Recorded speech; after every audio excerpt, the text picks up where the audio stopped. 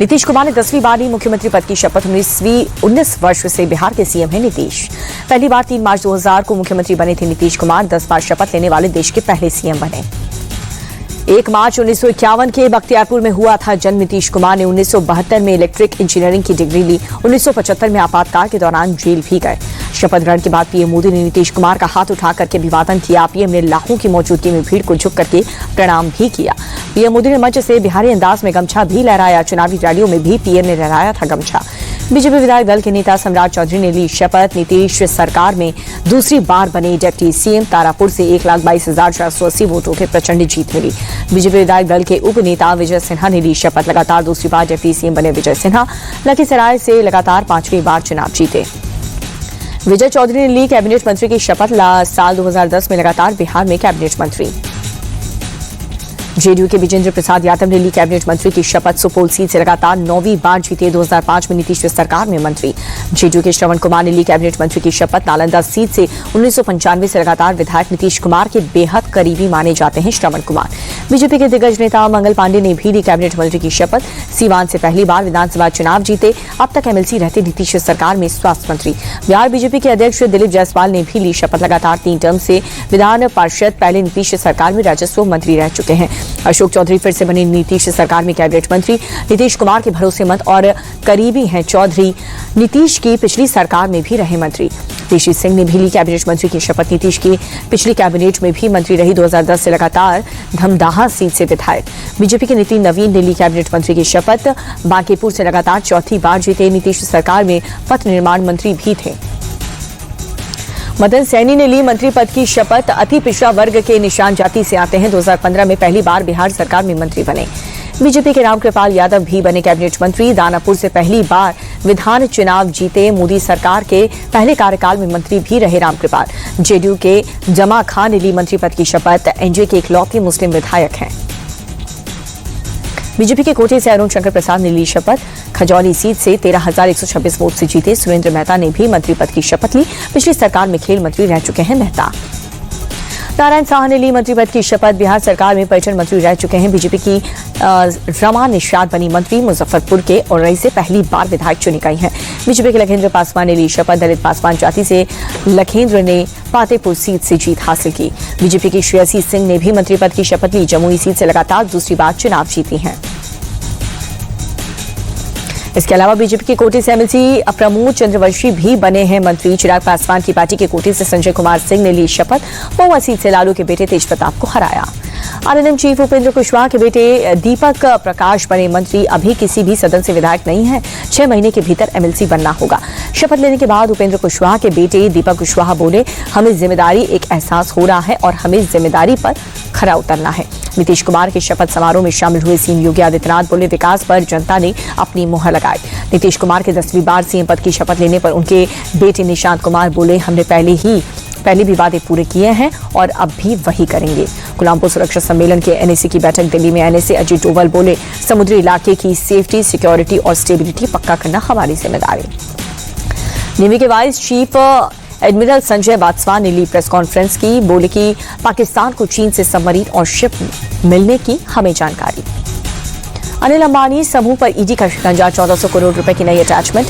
जब्त संपत्तियां 9,000 करोड़ रुपए के पार। मनी लॉन्ड्रिंग के मामले में गिरफ्तार अल-फलाह यूनिवर्सिटी के चेयरमैन जवाद सिद्दीकी की बढ़ी मुश्किलें।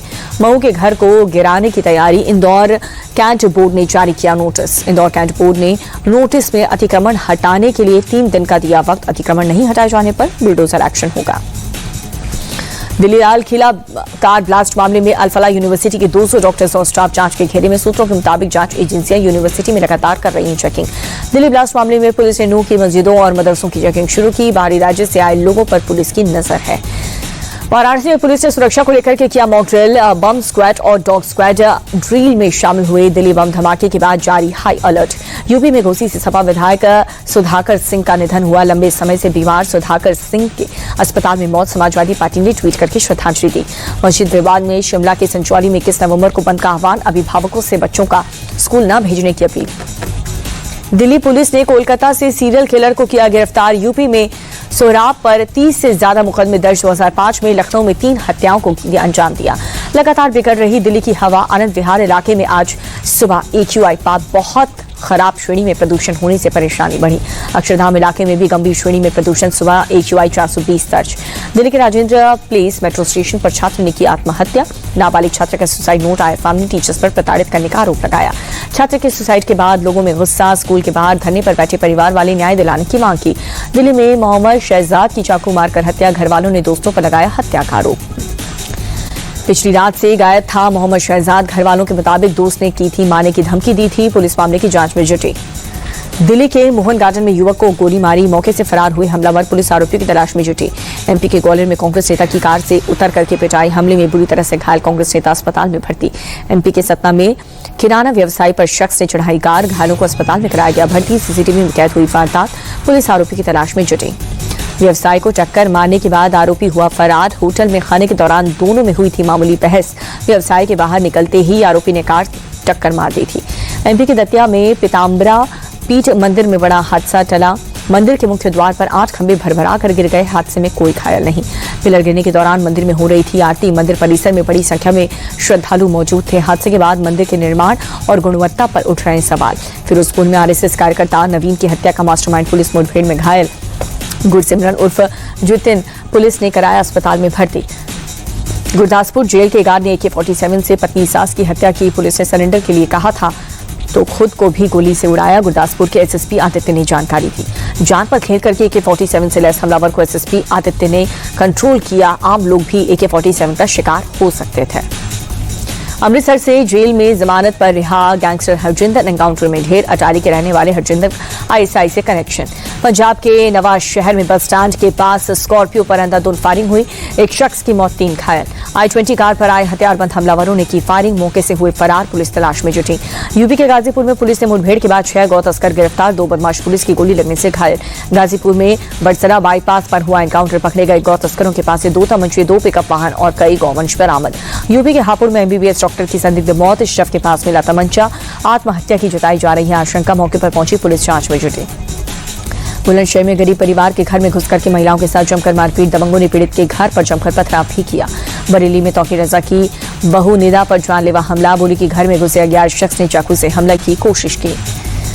अयोध्या में श्री राम जन्मभूमि मंदिर में नगर निगम में चलाया स्वच्छता अभियान। 25 नवंबर को है भव्य ध्वजारोहण समारोह। बेंगलुरु कैश वैन डकैती मामले में 2 और CCTV फुटेज सामने आए। कैश वैन की सारी मूवमेंट को ट्रैक करने में जुटी है पुलिस की टीम। जयपुर में ECB की बड़ी कार्रवाई। गांधीनगर की सब इंस्पेक्टर राजकुमारी जुनेजा को 1.25 लाख रुपए घूस लेते लिए हिरासत में लिया।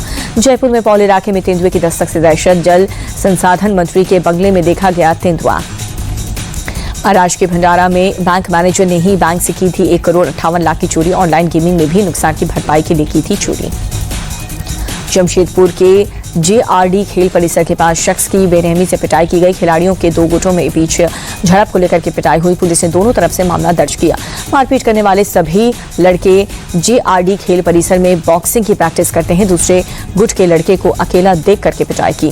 अगरतला में एंटी नार्कोटिक्स टीम का ड्रग्स के खिलाफ अभियान जारी है। 12 लाख गांजे के साथ पौधे नष्ट किए। हरिद्वार के जगजीतपुर में जंगली हाथी का झुंड देखने अफरा तफरी मच गई। हाथियों की सड़क पार करने के बाद ट्रैफिक हुआ चालू।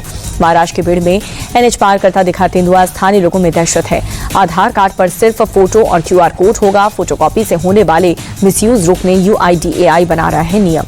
बजाज ऑटो ने KTM का पूरा कंट्रोल अपने हाथ में लिया। 800 मिलियन यूरो की डील के बाद संघ से मिली मंजूरी।